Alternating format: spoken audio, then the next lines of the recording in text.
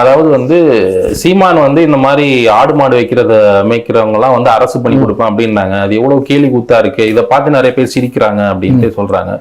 அனைத்து சாதியினரும் வந்து அர்ச்சகராவலான்றது அவங்களுக்கு அரசு வேலை கொடுக்கலான்றத மட்டும் நீங்க வந்து எதிர்க்கல, கேலி கூத்தா இருக்குன்னு சொல்லல. ஏன்னா அதுல வந்து ஒரு பண்பாட்டு அடையாளம் இருக்கு, அதுல கை வச்சா நம்மளுக்கு பிரச்சனை அப்படின்றது. ஏன் ஆடு மாடு வைக்கிறவங்க வந்து அப்படின்னு இல்லை, அவங்களுக்கு வந்து தாழ்வா நான் கருதியா சொல்லலாம். இதனுடைய எண்ணிக்கை மிக அதிகம்.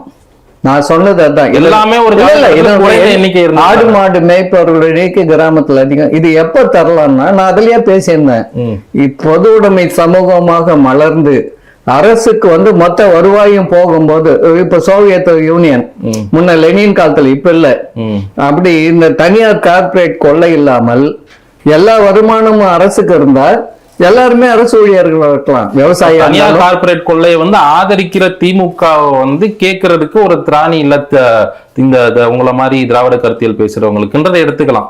அப்போ திராவிடன்றது ஒண்ணும் இல்லை அப்படின்றது ஆயிருச்சு. திராவிடத்து கருத்தியலை பரப்புன பெரியார் அவருக்கு பரப்புன கருத்தியல் இன்னைக்கு வந்து நீர்த்து போயிட்டு இருக்குன்றது ஒண்ணும் இல்லைன்றது ஆயிடுச்சு. இறுதியா வந்து திமுகன்ற கட்சி வந்து வலுவிழந்து வருது அப்படின்றத நீங்களே சொல்லிடுறீங்க. அப்போ இன்னைக்கு வந்து ரொம்ப முக்கியமான தேவையா இருக்குது தமிழ் தேசியம் தான் அப்படின்றத தீக அருள்மொழியும் பேசுறாங்க, திராவிடமும் தமிழ் தேசியமும் ஒண்ணுதான்றது பேசுறாங்க.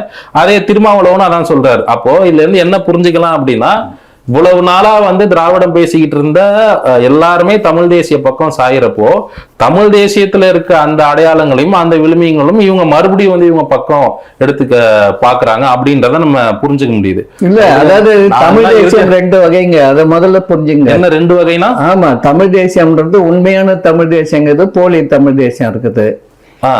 அதாவது தமிழரசன், பெருஞ்சித்தனார் இல்ல, நீங்க வந்து ஒரு தனிநபர் கருத்தியல சொல்றேன். தமிழ் தேசியம் என்பது திராவிடம் இதை பேசல, அவ்வளவுதான் முடிஞ்சு. எதுக்கலாம் திராவிடம் இவங்க வந்து மாநில சுயாட்சின்னு கேக்குறாங்க.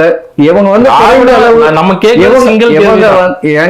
இந்தியத்துல இருந்து தமிழரோட உரிமையும் அவங்களோட இவங்க வந்து பேசுறாங்க. அதாவது மாநில சுயாட்சி என்ற பெயர்ல பேசுறாங்க திமுக.